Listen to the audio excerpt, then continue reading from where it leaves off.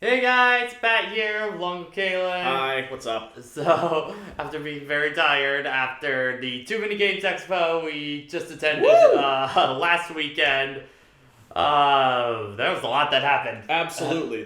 It was my first convention ever, just getting to meet everyone between like YouTube celebrities, game developers, a whole bunch of vendors that were selling a lot of really cool stuff.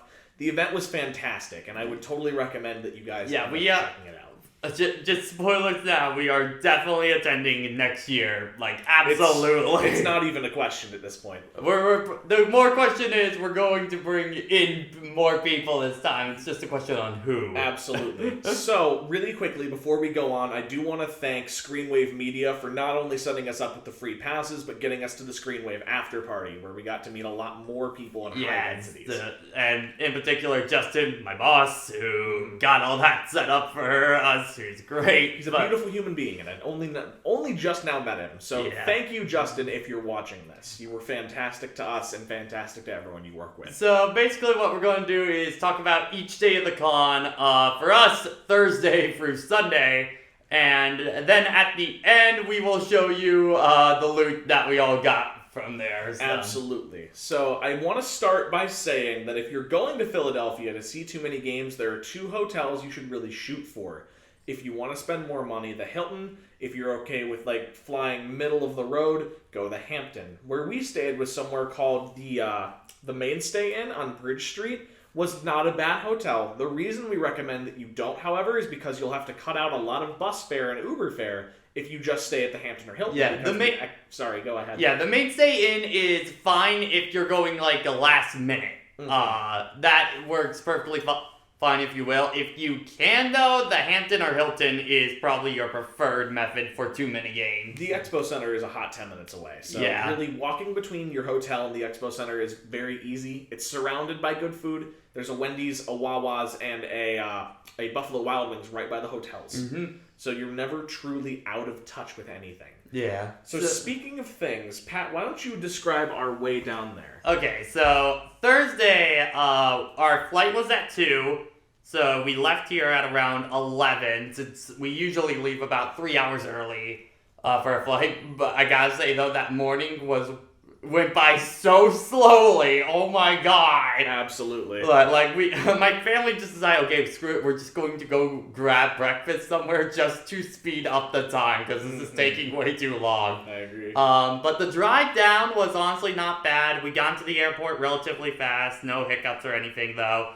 They actually were really thorough with security on security that, especially for like all Switch stuff. They wanted all that out. Like any electronic bigger than a Game Boy Advance, and even a Game Boy Advance would have to be screened. They just wanted to take out. They never really like shook anyone down or anything like that. But whenever there was like a wrinkle in their scanners, they just, hey, I gotta make sure there's no bombs in this. Yeah. You know what I mean? We couldn't really get food while in the airport. It was just kind of we got there and we arrived a little late, unfortunately. Yeah, which is really weird because I didn't feel like we moved that slowly to the airport. Yeah, no, we didn't for sure. I just think that if we had more time, we would have eaten there, because there were some really quality eateries at the Detroit airport. Yeah. However, we just didn't have the time, and we wanted to make sure we were on for pre-boarding. Yeah, and honestly, the actual flight was fine. We actually got movies on ours, which was surprising, because normally you have to fly for like more than 2 hours in order to get those, but we had a 90-minute there, and then a 2-hour on the way back. We got movies both times. Yes, shout out to Delta for being really good to us. I know you saw the J.J. Abrams' first Star Trek. Yes, I did. I really enjoyed that a lot. Yeah, and then I think on the way back was Princess Bride. Yeah, I watched Princess Bride again because I didn't want to start Into Darkness. Yeah. For me, they had Your Name on there, which is that anime film that just got like snubbed apparently last year. Oh, I felt bad. But it's really good. And I stopped halfway through that on the flight down. It was just one of those, okay, I really hope we get movies on the flight back because I need to finish that up. Yes. So we landed in Philly. Getting out of the airport honestly wasn't bad. We had to wait about maybe 20 minutes for the train to come in to get us from the airport down to the main city of Philly. We just had a quick lunch at Taco Bell there. Taco Bells are infinitely better in Philly than they were in Michigan. I'm just going to throw that out there. And then the big pain for us, and one of the bigger regrets, was bus. Okay, before we go into busing, let me just say that the bus systems in Philly are fine. Yes. If you have the time to ride them. It was more one of those, when we were going to the con and stuff like that, they were fine. We didn't really have any issue with them. But this bus, it was already going to be about 2 hours from us getting from Philly to our hotel. It ended up taking 2 more hours, so we didn't get to our hotel till about like 7 or 8 that night. And there were not many seats, so we were standing for most of that time, awkwardly with suitcases between legs, just holding up. It was kind of awkward. For being Detroiters, we're not used to public transit. Yeah, because if you don't have a car in Detroit, you're kind of screwed. That's just how life is. Yeah. But once we got to our hotel, it honestly wasn't bad. It was just a small little room. Yeah. With there. Cozy bed for sure, and very nice staff. Then after that, we just grabbed dinner at a local pub. I had ghost pepper chicken and waffles that were to die for. If you ever see them on a menu, order them. I just got chicken parmesan just because I wanted comfort food that day for being gone for so long. That's fair. But after that, I think we just went back to our hotel and we just slept. Yeah, I think we played a little bit of Mario Kart. Yeah, we did. But that was about it. And then main day, Friday, first day of the con. Okay, let me explain this one. So Friday was kind of beautiful in the sense that not only was there a lot going on before the con, but the con itself, it was the first day, so there weren't a lot of people crowding the showroom floor, and all of the good items were still on the shelves that people wanted. Yeah. So the first thing we did that morning was we met up with Elliot at the Hampton Inn and his girlfriend Sabrina, and they went and took us to our very first Wawas. Yeah, because we told them, honestly, our continental breakfast was not good. They didn't deserve to advertise continental breakfast on the menu. It was dry cereal, muffins, and honey buns if you were lucky. Yeah, it was just one of those. Okay, no. So we went up to the Hampton just to meet with people. We ended up meeting up with Ellie and Sabrina, and they were just like, you could just go to the Wawas right across the street. And we're just looking at each other like, what the hell is a Wawa? What's a Wawa? As it would turn out, you've got to have a Wawa, because this is a beautiful creature. They just turned to each other just like, we're taking you to Wawas. So that was our first morning adventure. Yeah, because we don't have Wawas in Michigan. Again, apparently it's just not in, like, the Midwest at all. Which is okay. It deserves to be its own little gem, because we have super speedways. Yes. But, we went to a super Wawa, and what that is it's a beautiful hybrid between a Kroger, a Subway, and a Speedway, and you kind of all put them together. And it's a place where, if you're familiar with a super Subway, or, like, not a Subway, a super speedway where you can go up to a tablet, order your food, take the ticket to the register, pay for it, and then wait for your food to come up. And they were having a hoagie fest where all of their big sandwiches for like $5. Just basically breakfast, lunch, and dinner when we can get it there right next to the con. It was very convenient, very tasty. I was pretty much always doing 2 cinnamon rolls, which were gigantic. They were like this big. Absolutely. And then just a large Coke to just kind of get... It's cheap caffeine, and you need that for this con, so that's pretty much what I did. Then I think was the only time it rained throughout the entire con. Yep. When walking down. Thankfully, I brought an umbrella. Definitely bring one with you. Yes. And then once we actually got to there, we were able to get our passes really quick thanks to the Screenway booth.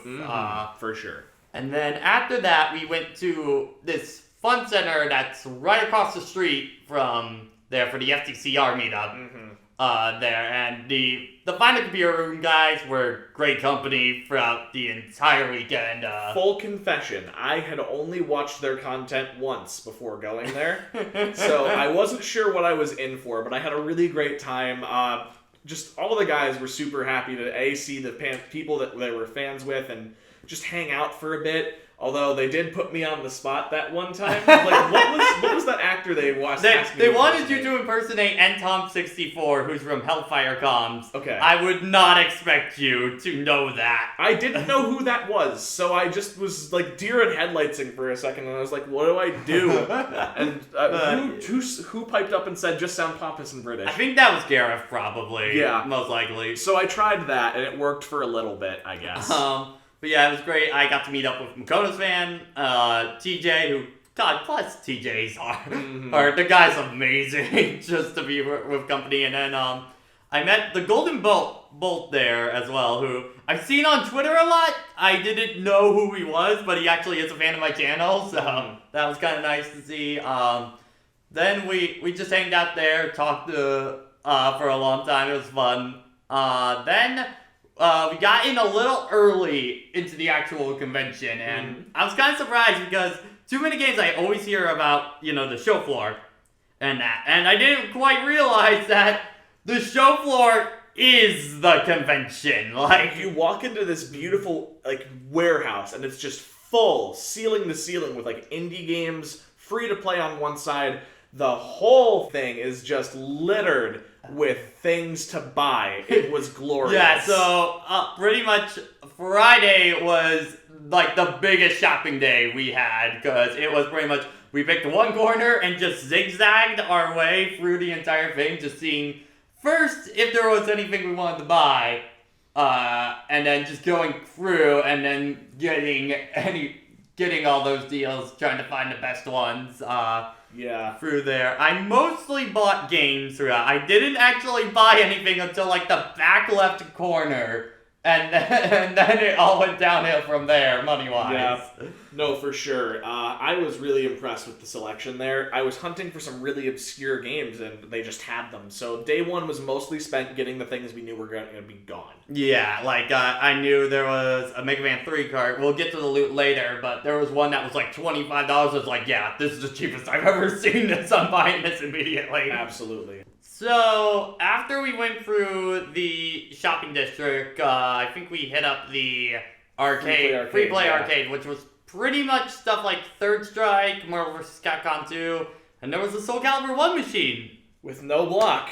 The guard button didn't work at all, so all you had was the 3 attack buttons. It was 5. It was just 5. It was just straight up 5, man. But no, the free play arcade, to its credit, was massive. There was so much there. Besides what we just mentioned, there was new stuff, new DDR machines, a whole bunch of rhythm games. Yeah, there was a lot of rhythm. There was Smash tournaments, Mario Kart tournaments in that room, and then also there was a handheld gaming lounge with these adorable little beanbag chairs that are engineered to form to the shape of the person. Yeah. And hold that shape. It's so fucking cool.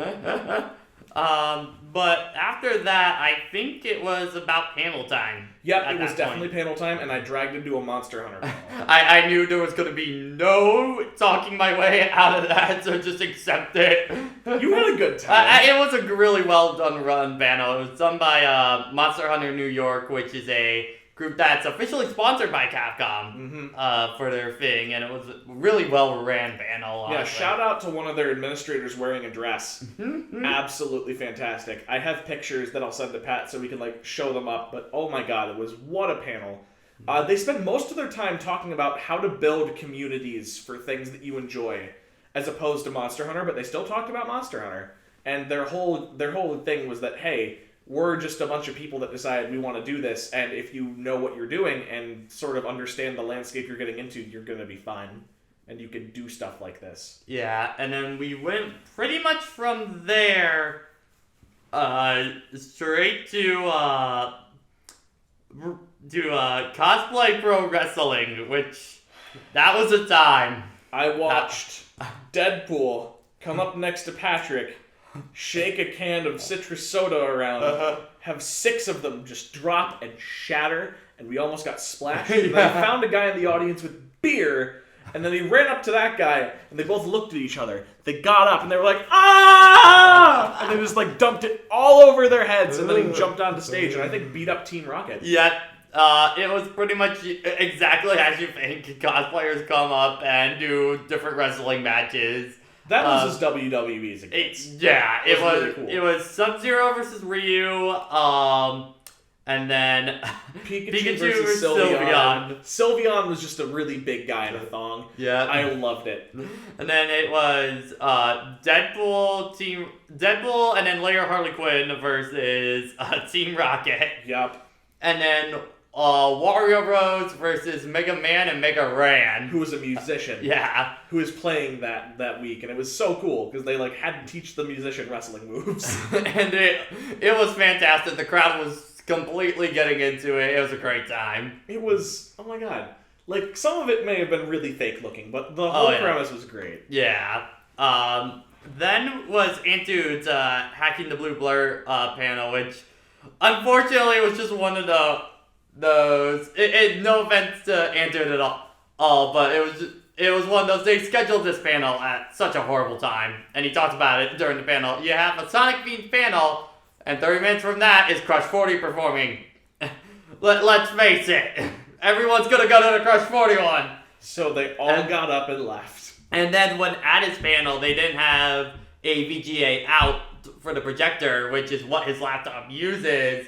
So he had to pretty much just put the laptop on front of the computer.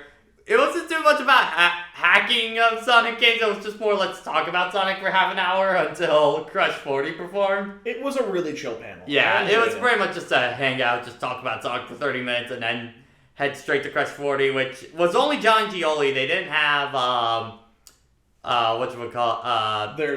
Jun Sonoy there, but he was there in spirit with the guitar guy because he brought up like all these different people to be like just airplay the different instruments, and whoever was the guitar person was going nuts. All out. Oh my god! It was fantastic. They played I Am All of Me, His World, All Hail Shadow, Sonic Heroes, What I'm Made Of, and Live and Learn. Yeah, they closed it with Live and Learn.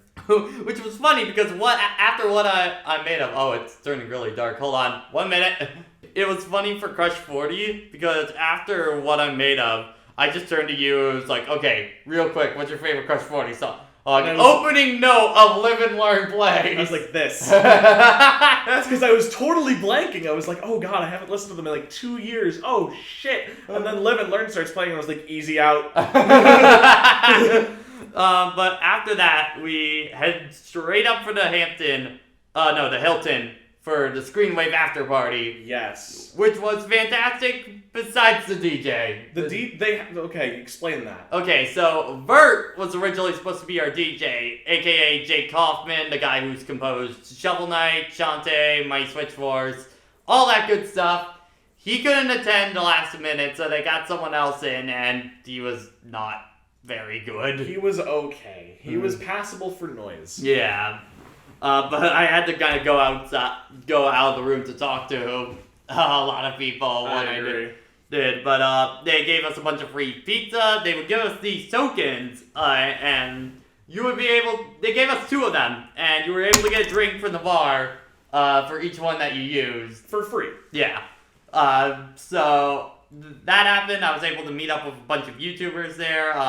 Primarily talked to FTCR and Antude. I got to have a long conversation with. That was fun. Absolutely. But shout outs to someone who came out and he introduced himself to me first because I feel bad for him. He was having a hard time approaching Pat because he watched his content, and with Johnny, it was so hard to talk to someone like that who you looked up to. Yeah. So his name was Nintendrew, and God bless this dude. He was just a fantastic human being. He's got about 26,000 subscribers. He's got good content. If you want to watch somebody new in the same vein that Pat's in, definitely check him out. He's a really good human. It's funny that you bring that up because I was totally the same way with Johnny all weekend. Mm-hmm. Yeah, Jesus. But that went till about 10 that night, and then it was just one of those, it's been a long day, let that know. Mm-hmm. So we went back, pretty much went immediately to bed, and that was pretty much our Friday. So day 2, Saturday, was primarily panel day. Because there were about 10 million more people than there were on day 1. Yeah, but to be fair, I don't think at any point during any of the 3 days it got overcrowded. Maybe the show floor did. I'm going to disagree with you on that. The show floor got overcrowded fast. Yeah, which is, to be fair, we didn't spend too much time. Absolutely. But shout-outs real quick to the shirt I'm wearing and to the human being who made it. SharkRobot.com was there at the panel, and they were selling their shirts. And these things are fantastic. I'm only wearing one of them, but I ended up buying 4 that weekend. Yeah, I'll show my shirts and stuff like that during the loot. At the end of this, but yeah, I pretty much just spent my only purchases that morning were doing the t-shirt stuff, because I wanted to make sure that they still had my size and all that for what I wanted, and buying stuff for the people back home. But yeah, I don't shop much of Saturday because that's when they're either going to raise their prices a little bit or everybody else is going to be in there and it's just not as fun. As it would turn out, they didn't raise their prices, but it was definitely the latter. There was a lot of people in that room. Yeah, so we pretty much did panels for most of the day. I'm just pulling up the list just so I can keep track of... Let's list the panels we were actually able to attend. Okay, yeah. So, the first one, Big's Fishing Adventure 3. Beautiful panel. Well done as hell. You had no experience with the game at all. It's a visual novel. What the hell? It's a visual novel that takes place during Sonic Adventure 2 to explain what Big was doing the entire time during that. It was so weird. It was so well ran. That was like the best part. And they showed some of the music for it. Some of the voice actors they're getting. Like they're getting Roger Craig Smith and Mike Pollock to join in. And Hyper Potions is composing, who are the guys that are doing the Sonic Mania soundtrack. All really good stuff. Yeah, it was really well ran. Though I think the best part of that was somebody asked all of them what their least favorite Sonic character was. Mike Pollock was there. Mike Pollock was there, and he just said, "Everyone hates Chris Thorndike." And everyone erupted. I was just like, that man knows what's up! He knows what's up! He remembers the low point of his career. No offense to you. Though no one said Elise, for whatever reason. No one counts her anymore. No one counts her. She's like, in a world of Sonic characters, she was cosplaying. It's so weird.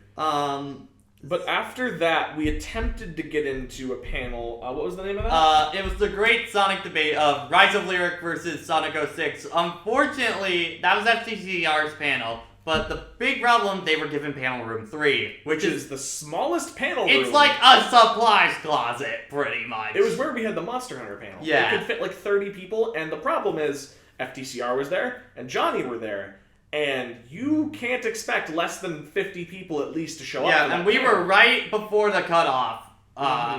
So we didn't get to go in. And we got shafted. A lot of people got turned away. I really hope next year they get panel room 1. Because that one can fit all of them. Yeah, even for Johnny's panel, we had room in the back. Yeah.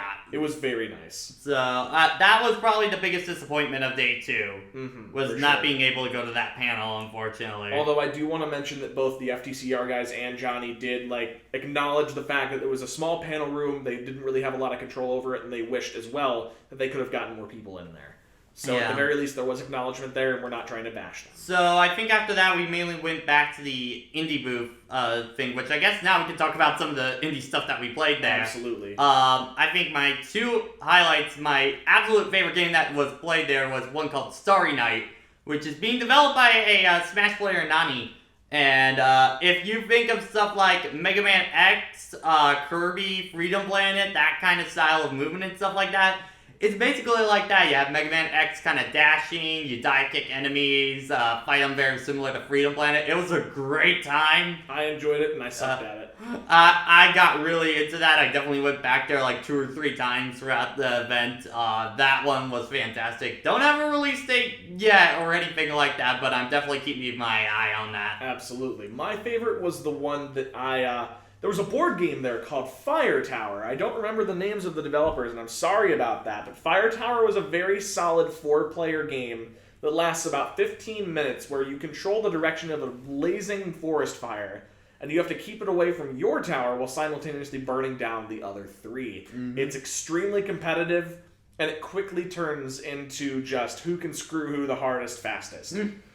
And then I also went to Indie Create's booth that they had there, where they had Blaster Master Zero, I think, with showing off some of the DLC that they had. They had Mighty Gunvolt Verse, which just released earlier that week on the eShop, and I did buy during that night. And then they had Azure Striker Gunvolt Pack with 1 and 2 on Switch, which apparently was the first time that's been playable in the US. It was the first playable demo, and everyone who went to TMG got to play it. Yeah, so I definitely got that, and the big advantage that over the 3DS, they've upped the resolution. They've upped the frame rate to 60 FPS, which for a game like that is just, yes. It's beautiful. And it's coming out for Switch in August this year. They're looking for a physical publisher right now. I really hope it gets one. I do too, because I would be happy if it came out digitally, but I want a physical version. Especially if it has the artwork like they had at the booth. It looks fantastic. Not even going to lie. Indie Creates had a big presence at TMG 2017. Which led into their panel. Absolutely. That we saw, which was honestly, I think, next to Johnny, the best panel of the event. You got to straight up talk to game developers. Yeah, it was so cool. They had, I think, the CEO from the Japan studio. It was either the CEO or one of the head developing team members. Either way, they had him and an American version. American translator. He wasn't just a translator. He was a big member of the company. Yeah, I think he was head of the American branch. Yeah, either way, they both sat down with us and shared the story of how Indie Creates came to be. Yeah, they had a big B-roll of all their footage from stuff like Mega Man 0, Mega Man 9 and 10, Azure Striker Gunvolt. And it was funny because you heard all these cheers for when those games came up, and then it was just dead silence, a little bit of moans for when Mighty Number 9 came up. Only for a minute, though, because they had to show it. It was part of their unfortunate resume. But then Azure Striker Gunvolt 2 came up, and everybody cheered. It's okay, redeemed. My thing with that was, during Mighty Number 9, eventually we all gave them a round of applause just for having to put that up there. Yeah. I felt so bad. But they went through that, talked about different stories of their development with Switch, because, with Master Blaster... Master, sweetie. Sorry.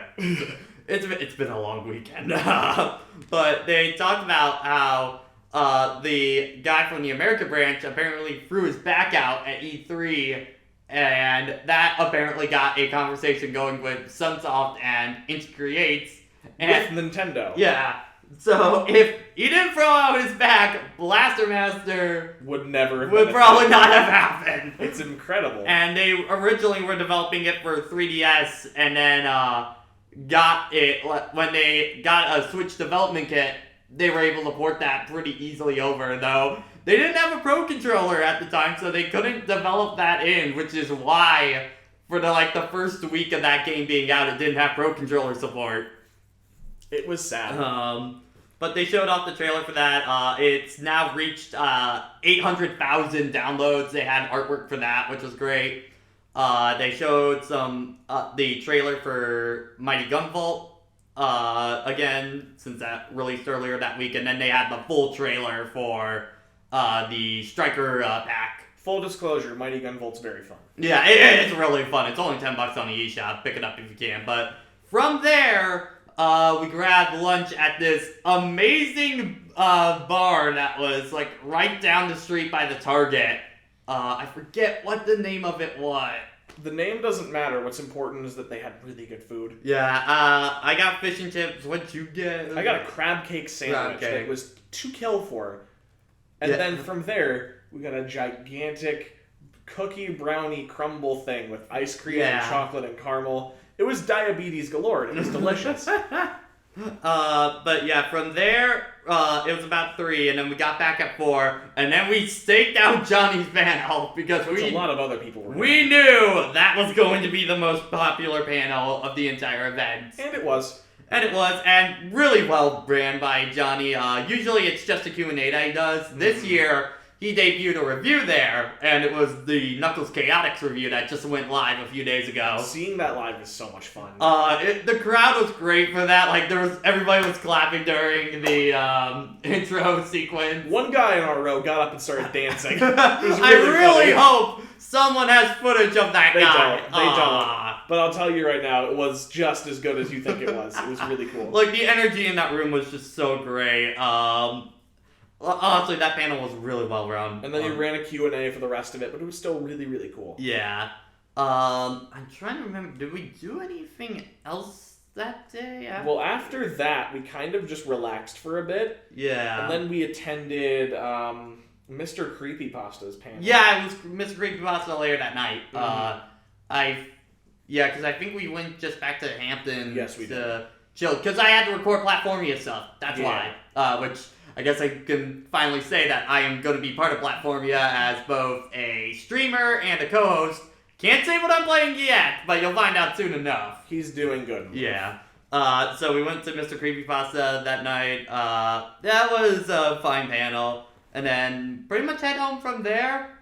We tried to find anywhere to just get a drink and relax, but we couldn't. Straight up, there were bouncers everywhere. And if you didn't want alcohol, you weren't getting it. Yeah, it was just one of those. We just wanted like sodas or stuff like that just to sit down and relax. Truth be told, I was looking for food, but yeah. Either way, didn't happen. We went to bed, and the next day, actually no, I want to rewind for a second. You did not give Mr. Creepypasta enough credit. That was a hell of a panel. That was fun. I'm just not much into creepypasta like readings or stuff like that, enough. but it was still a fine enough ran panel. It was a live reading of a bunch of stories that he would be doing on the channel later. It was really, really fun. Mm-hmm. I just wanted to throw that out there. He did a good job. Yeah. So day 3. So day 3, pretty much spent first packing up there and then leaving our stuff at the hotel to pick up later that day. Our bus, we had a bit of an issue. We didn't know the buses were running 10 minutes late that day. So, yeah. long story short, I think I pissed off a bus driver. But other than that, I think we were fine. So then once we got there, it was mostly just hitting the show floor one last time for the first bit. Yeah. We were making sure we can get good deals. Because on Sunday, you have the ability to heckle. Yes. Because if you can clear inventory, they are totally okay with that. So you can get them about $5 at max is what I usually did. Oh, and game collectors. Here's something you can also do. Basically, every show floor area had 3 abilities. You could buy, you could sell, and you could trade. So if you have anything that you wanted to get rid of and you wanted to use it for a bargaining chip during any of the 3 days, it's totally possible. Yeah, and I think I'm going to do that next year. Same Bring some stuff that I want to trade. You'll get more than GameStop will. Yeah. So I got a few last minute deals while I was there. And then I think we just relaxed over in the gaming lounge for a little bit, grabbed some food, and then Sunday honestly was probably the most relaxed day by far. I went to the front and just talked to a bunch of YouTubers, caught up with Antude. I caught Cat Icarus, like, last minute of the con, I finally saw him. We both got pictures of him trying to eat our faces off. Yeah, it was awesome. That was a thing. He's a very humble human being, and I appreciate him for appreciating us. Unfortunately, I was kind of sad that you never got to meet up with the Monster Hunter guys again. Yeah, unfortunately, their meetup didn't work out really well, but I did meet up with them on day 2. I forgot to mention this. I met up with them day 2 when they came back. The meetup wasn't going to be a thing, but they were doing interviews, and I interviewed. So, that was fine. Yeah, speaking of which, with other YouTubers, I remember at the after party, real quick, like, trekking back to that with Antu, because I was talking with him in the lounge. It was right before we left. I was saying, you know, I didn't use my second chip just because the line is so long. Probably going to keep it as memorabilia. And he was just like to me, so you're not using it? Fine! It's just like, yes! Basically, Pat got extorted by another YouTuber. True story. Shout out to Antu. Antu was great company the 2 times I met up with him. And yeah, and then we pretty much closed the day off with Game Explains panel. Yeah, that was really cool too. Yeah, though, I will say, Derek, next time, limit people to 1 question. There were some people that were up there for way too long. I mean, it was his first panel. Yeah, it was. Give him some credit. He did a fine job. I hadn't watched Game Explain before, so I had gotten to know him really well during that panel. And he gave out some prizes during that, like a few eShop cards, a headless Alm, the 2 Fire Emblem amiibo, and then a Splatoon pillow, as well as a Nintendroid for Majora's Mask. Which, by the way, the last 2 questions, Impossible. like, it was name 4 of the clothing brands from Splatoon, and name name the band members from Majora's Mask. Who could do that? That one was tough. I couldn't figure that out at all. It was very hard, but credits to him. He still was able to give the prizes out. Yeah, and be a and good human. especially for the Splatoon one, there was this girl that got 3 for both of the questions that he had. Couldn't remember the 4th. Poor thing. Yeah, but Derek ended up giving her the prize just because she was the closest one to him. And you know she wanted. Yeah. So good on him. But then unfortunately, as soon as we left the con, The fun stopped when you got to the Philly airport. yeah, I mean, first off, our Uber driver was actually really well to us. Yeah, our Uber driver was legendary. Because we had to drive back to our hotel, get our stuff, and then go to the airport from there. Unfortunately, we couldn't actually just set it up on Uber at all, so he just said, okay, check out what the price is, you just pay me that in physical cash, I'll drive you guys up to there, so that was fine. But when we got into the Philly airport, everything started to go downhill. So, Philly airport, I didn't know this, but has no dining options, and the ones that were there were the half-baked versions of the ones that are regularly Let's talk about how bad security was. Let's not bash security too hard, but let's just say they weren't trying very hard. Like, compared to the Detroit one, yeah. Keep your shoes on, keep everything out. If you know it's gonna ring, don't put it out. You want to put it in your bag. Don't keep belts on if they're metal. Step on through. Hey, look at that. You're not a terrorist. Go on, boy. Yeah, pretty much. It was very weird. And then, once we got into the actual airport, we were hunting for food. We were in Terminal D. There's, no good food options. We had a Dunkin' Donuts, and that was it. Yeah, so we went all the way to basically the other side of the airport with Terminal F. Which apparently stands for terminal food. Yeah, and there was a big dining court there. Couldn't get to Chipotle because that was just blocked off completely. As it would turn out, it might have been the only worthwhile restaurant there. Yeah, so we went to this, Panda Express style place that honestly didn't look too bad, but the food was They burned the shit out of everything. It was bad. Honestly, I had work the next day, and I felt like, dude, I don't think I can make it in. I feel sick to my stomach after that. It was just bad. And the actual food court was also, horribly kept up. It was disgusting. It feels so bad, because, the air service was fine. The flight was great. Getting there and getting back was easy, but oh my god, the amenities were awful. We know next year we are spending as little time in that airport as humanly possible for next time. And it did make us appreciate the Detroit airport when we got back to there a lot more. I was wow, look at all these security features, and oh my god, there's a security guard. You didn't see those. And there's actual food. Oh, there's such good food in the Detroit airport. I'm gonna throw that out there. I've had barbecue there that was A+. Yeah. So any last minute things from TooManyGames there before we get into loot? No, I just want to reiterate, it was a completely fulfilling experience. I dearly loved my time there, and I really hope that some of you guys can meet us. Yeah, because we are absolutely going next year, and panel. We're going to do a panel next year, probably Soul Calibur related, most likely, but yeah. It's going to be great, look for it. For sure, but now, the spoils of war. Okay, so now, the loot. Alright, so go ahead and start us off. We're going to go, if we can, from the things we bought first to the things we bought last. Yeah, we'll go day 1 purchases, then day 2, and 3. I'll probably start with mine, and then we transition to yours, and then back and forth. Sounds good, go ahead. Alright, so my first 3 purchases were all from an NES buyer. One of the first things I got, Star Tropics. I found this for about $7. I've been looking for the virtual console or anything like that. That thing didn't come with the manual that's required to beat the game, but I can easily find that online. True story. So, then I found Batman, the NES game with the movie for $8. That's actually the first time I've seen that cart, so definitely want to pick that up. And probably honestly, one of the biggest scores that I got Mega Man 3 for only $20 on the cart. A lot of other people were selling that for about like 40 or stuff like that, so this was an easy buy there. Absolutely. There was Mega Man 2 for 25, but I already own a bunch of versions of Mega Man 2, and I didn't feel like getting that. It didn't survive it didn't survive past Friday, so. True. Alrighty, so go ahead and hand me the 3 PS2 games. Okay, yeah, because I know we bought these around the same time. Yes, so while he was doing that, I was buying up every Xenosaga game that ever came out.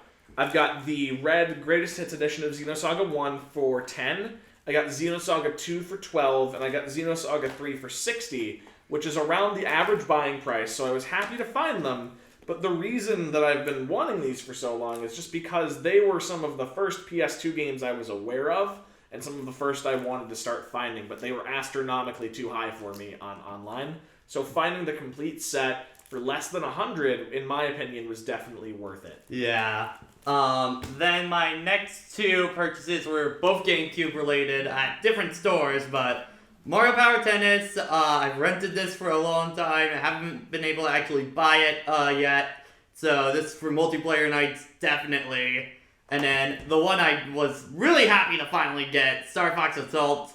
Again, rented it a long time. I've been hunting for a GameCube box, like good version of this, for well over 2 years now. So I'm glad I finally got one. I got this for about 20, and then this for 15. So, and I was seeing this in like worse condition go for about 25, 30. So Absolutely. that was one of those early deals that I was able to snag. So next, hand me the case for the SP and hand me those 2 games. Alright.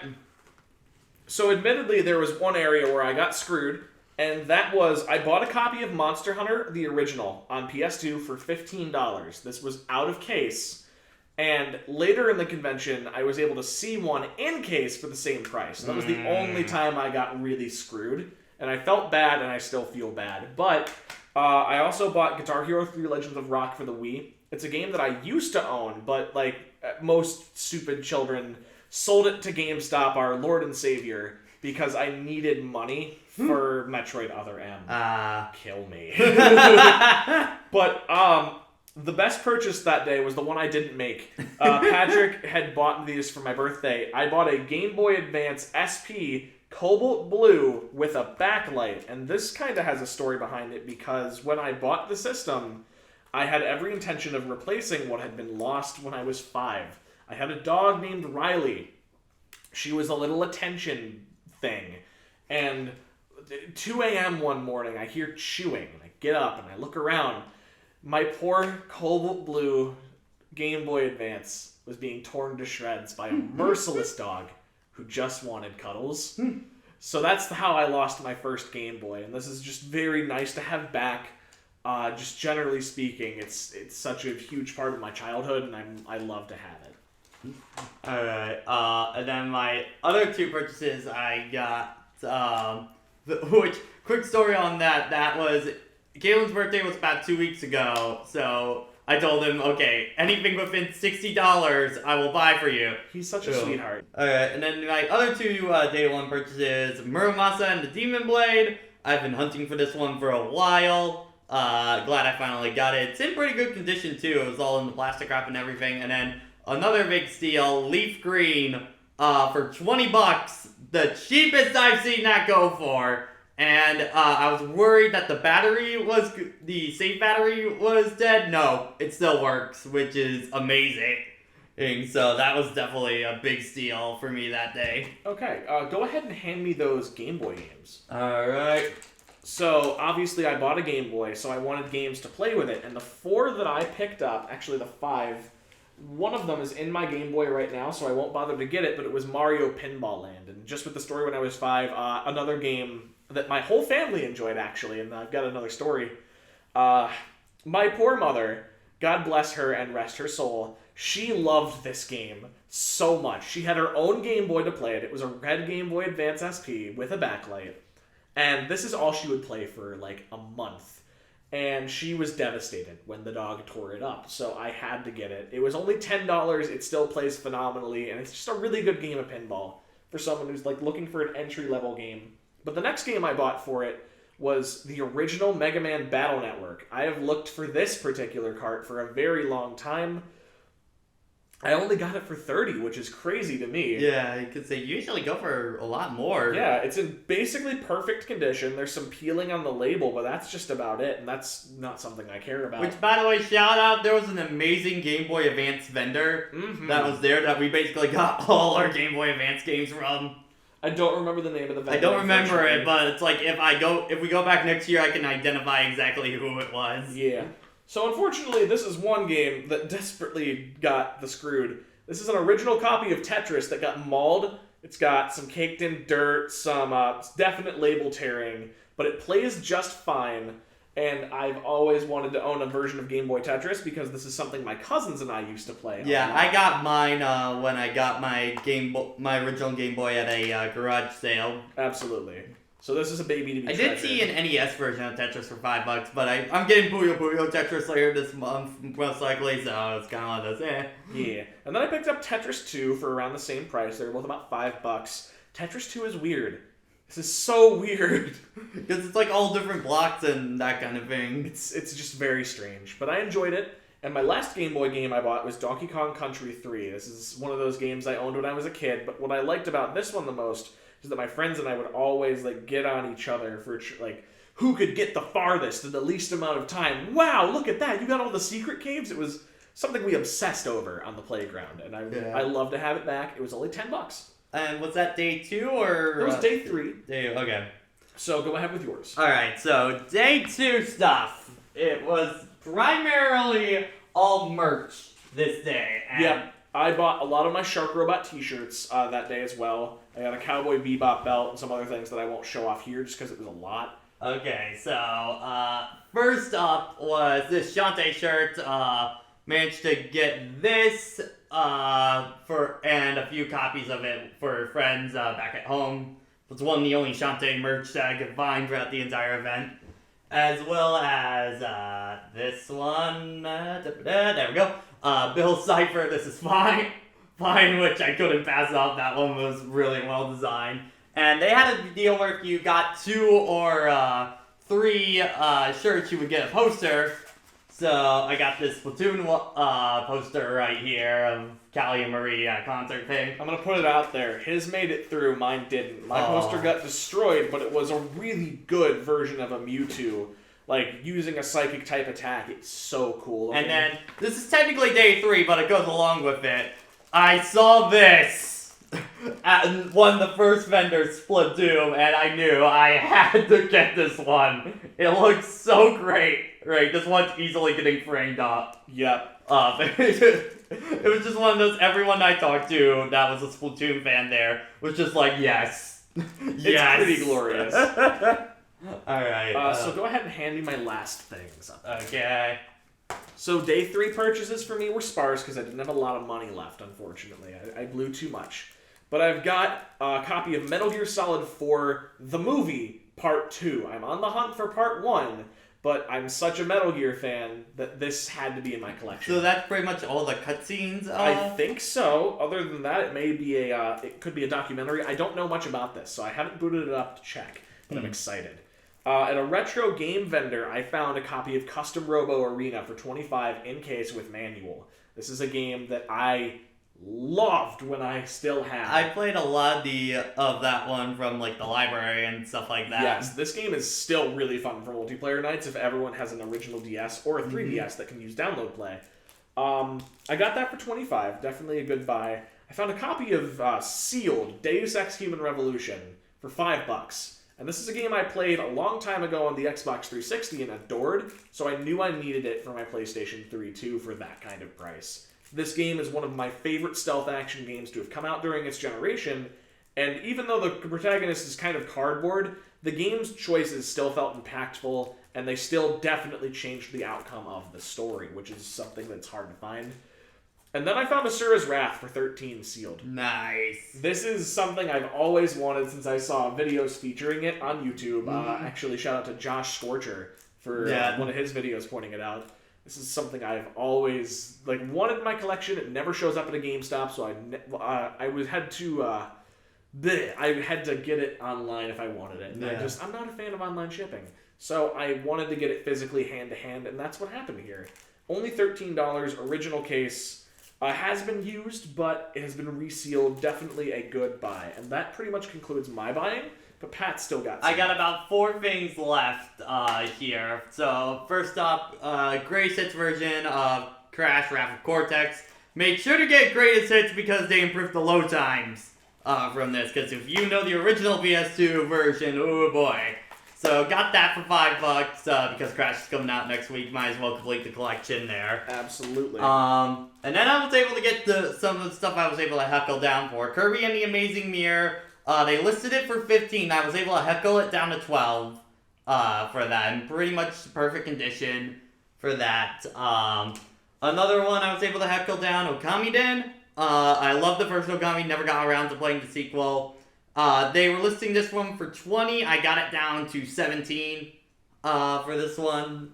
And then, interesting story with this original Game Boy Advance.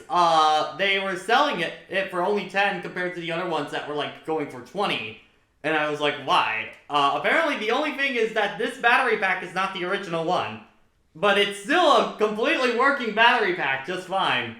So, stole that one right there, and no backlit screen, but it still works perfectly fine so far, so yeah. We all really made out, basically. Yeah. In terms of, like, loot, I know you spent close to 200, I spent close to 3. Yeah.